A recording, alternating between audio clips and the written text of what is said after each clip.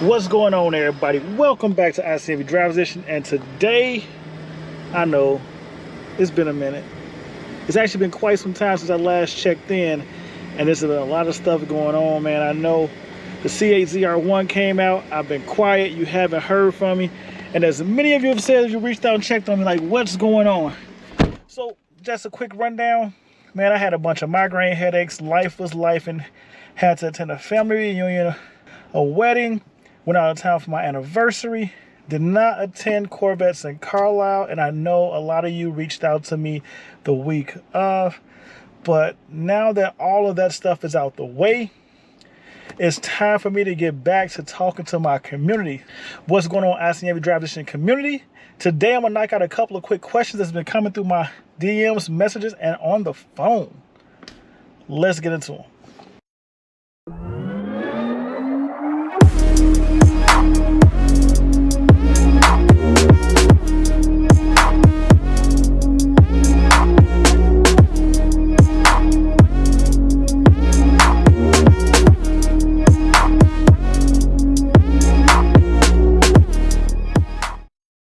Okay, the C8 ZR1 has come out, and I know a lot of you have asking what are my thoughts about the C8 ZR1.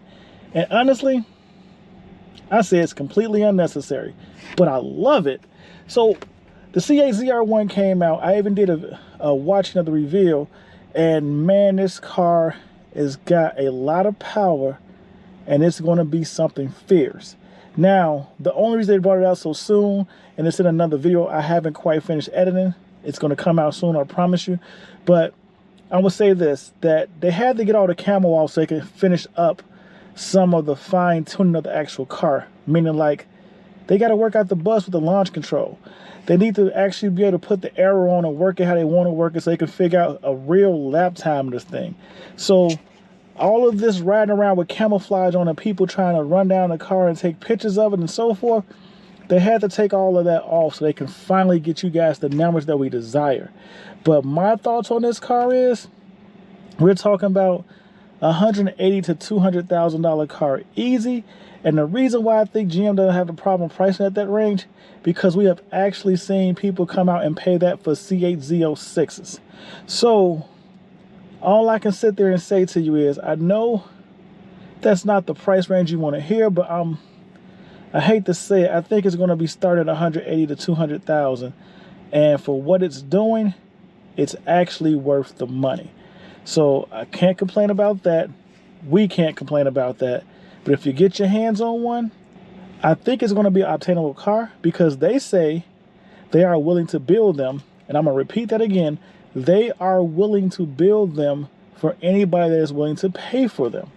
So I think that means it may be a order-only car. I don't think you're going to see a lot of these cars actually ordered for dealer stock inventory. I could be wrong. I have been wrong in the past. But if GM sticks to what they said in the reveal, this shouldn't be a car sitting on somebody's lot that you can just walk in and buy. I know there are going to be a couple of dealers that try it, but it shouldn't be that simple or that easy. We'll see. Did the Chevy Corvette team just make the Lambo an afterthought? I guess they are referring to the new Lamborghini, I want to say Temerario. It's the 10,000 RPM V8 Huracan. Well, here's the problem with that. The only reason the Lamborghini didn't get the quite draw that it should have gotten is because it actually came out after the C8 ZR1 reveal. But when you actually think about what this Lamborghini is, it red lines at 10,000 RPM. You know how hard of a pull that's going to be? The ZR1's not getting that.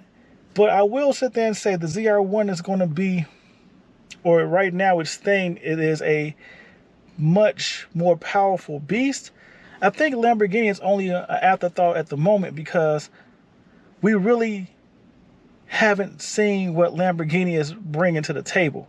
And I say that to you again because think about this. Lamborghini is known for bringing out higher performance models, whereas the C8 ZR1 technically is the highest performing model for Corvette. So if Lamborghini turns around and make a Performante version of this car, and it has, let's say, 50 to maybe 60 less horsepower or more horsepower, the Lamborghini is going to be the bigger draw. And I'll say that again, even if the Lamborghini comes in with less horsepower, the badge on the hood is still going to make it a more desirable draw. And because you get the Lamborghini experience with ownership on the streets and in the service room. So it's kind of hard for the C8 ZR1 to compete with that.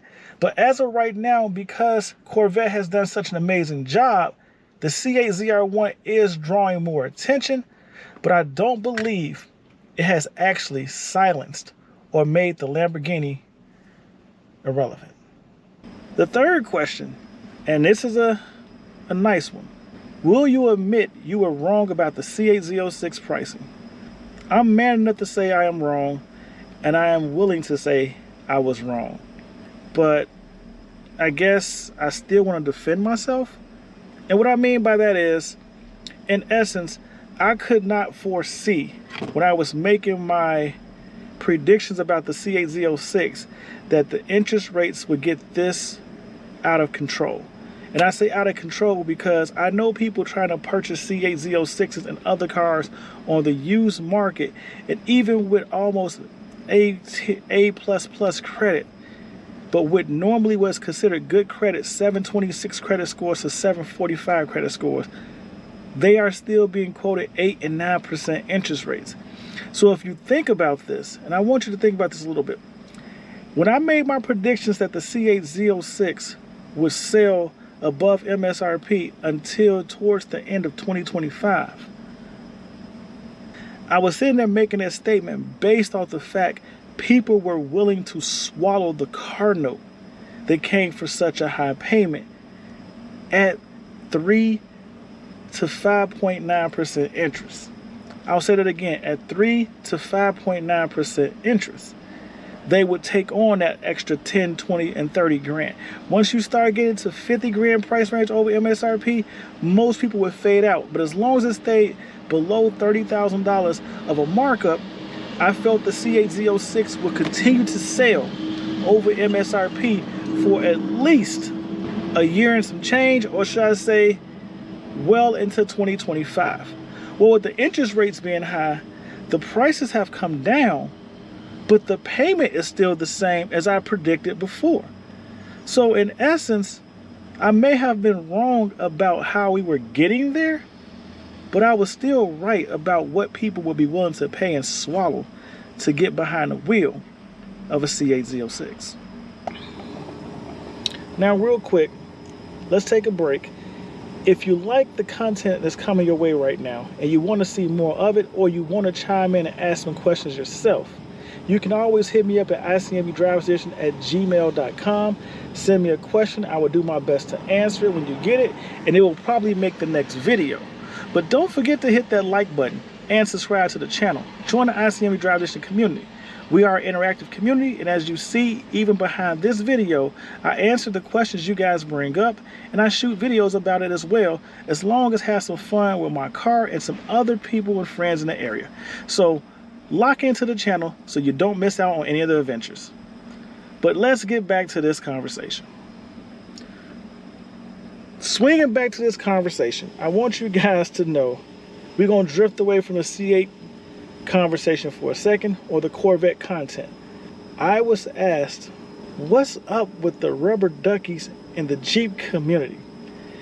And the truth of the matter is, I can't tell you why they're doing it, because there is so many different answers I get.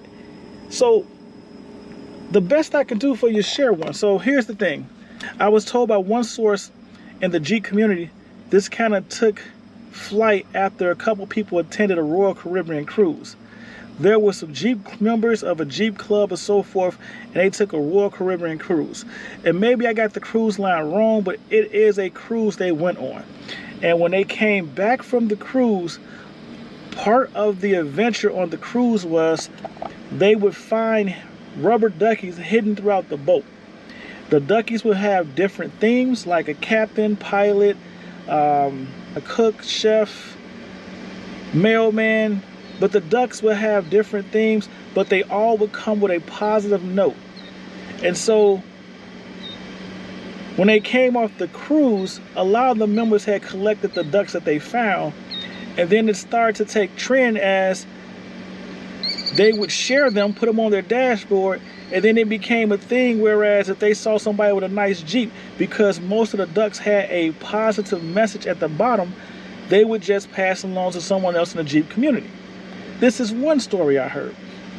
Now, I heard another story about the source or the reason behind the ducks, and it was kind of hard to believe, but I would share it with you. And it pretty much came down to sitting there saying that the whole thing with the rubber duckies was started by a woman in Canada. And she called this whole thing as Jeep ducking. And it was a friendly gesture that she did. She left a rubber duck with a message that she hand wrote onto another Jeep member's car when she was leaving the store during the COVID-19 pandemic that said, "Nice Jeep." And somehow this took off. And they actually stated the woman's name. So they give this credit to a woman named Allison. Now, I don't know how true that story is, but it is out there. But what I will sit there and say to you is, I think it's almost impossible to narrow this frenzy that has taken over the Jeep community and actually trace it down to one person that started as an origin. I mean, think about it. To me, it's almost like sitting there saying, hey, if you go back to 1406, a guy named Marcus Romarian came out and he wanted to figure out a way to greet another individual, so he extended his hand, and the other guy didn't know what to do, so he has extended his hand. They grabbed hands and they just shook. That was the creation of the first handshake by Marcus. It's like this has taken on its own life. I don't think you can actually trace it back to one individual. But maybe I'm wrong. Or maybe I'm right. Who knows? But I think of this Jeep whole ducking thing, I think of it like a handshake. It has taken off. We really don't know who was the first person to start it. If you ask me, the Royal Caribbean trip thing sounds more realistic than actually believing that a woman during the pandemic started this event by just putting one duck on one Jeep, and all of a sudden it became a frenzy. Because I will be honest with you, I've heard about the ducks being hidden on cruise ships back in 2005 when this wasn't a thing. So for a Jeep community or a car club community to take back something they found that was supposed to be inspirational and fun and stick it in the car windows, that doesn't seem too far-fetched to believe. You let me know what you think in the comments below, because I really want to know, especially if you're in the Jeep community, how did this get started, or why do you participate with it? And now I'm going to answer one last question before I get out of here, and it's the most common question I get. I've gotten it 15 times in the last 2 days. And that is, am I going to get a C8 Z06? And here's my answer for you. I really like Zeus, but I feel like I'm ready for a change. Upgrading to a C8 Z06 because of the more power aspect is quite intriguing. It's actually very tempting. But honestly, I'm not going to be racing my car. So just having enough performance to be in the mix really is all that matters to me. And at this point, I feel like if I go into a C8 Z06, I really didn't get a new car. I just did a modification. And I'm not sure a modification would make me happy standing to the C8 Z06 body style at this moment. So honestly, I feel like if I get rid of Zeus or I decide to move on, I would have to step away from the Corvette platform for a short stint just to get that desire to be back behind the wheel. But what's becoming hard with this is the Corvette has such an amazing sound system. It has a wow factor. And when I look around, there aren't many cars in the supercar community that can actually give me everything I'm used to having. I mean, tell me a supercar you know of that could give me heated and cooled seats, a premium 14-speaker sound system like this Bose system, and it doesn't have to be as great as this Bose system, but I at least want some form of bass in the car.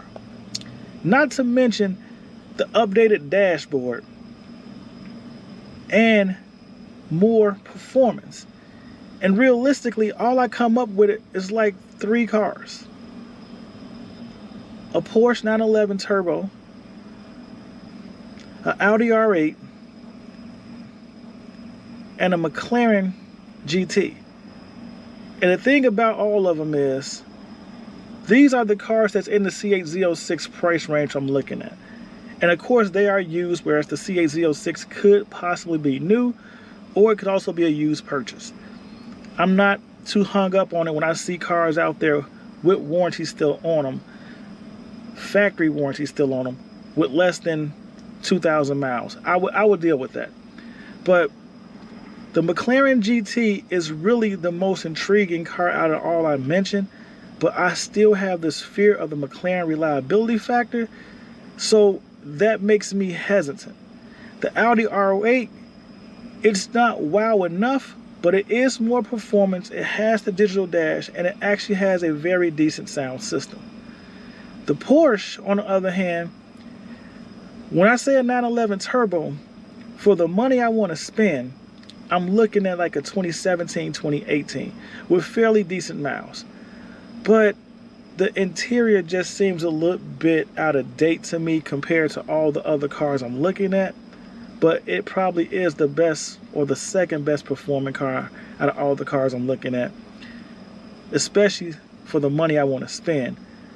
But I struggle with that because I know myself, if I get it, I really want the newer body style.